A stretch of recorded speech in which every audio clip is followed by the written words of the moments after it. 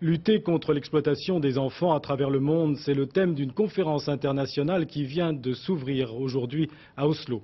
Gouvernement, mais aussi ONG, syndicats, patronat cherchent les moyens d'y mettre fin. Commentaire de Joël Hazard.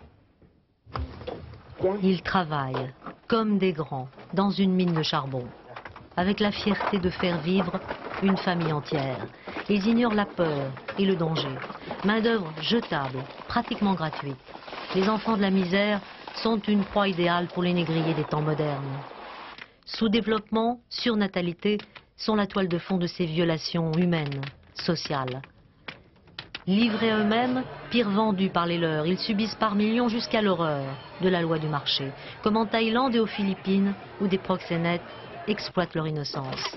3,5 millions de petits Brésiliens entre 10 et 14 ans s'épuisent chaque jour autour des fours à charbon de bois, et pourtant la 12e puissance mondiale interdit le travail des enfants.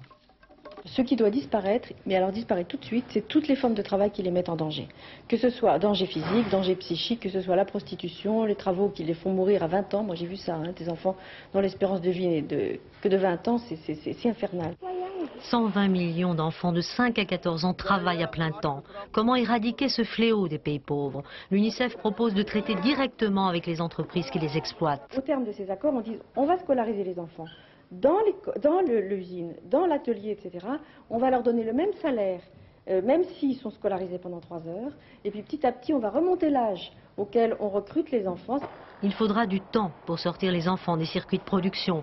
Les sous-traitants du tiers-monde n'offrent-ils pas les meilleurs prix sur le marché mondial?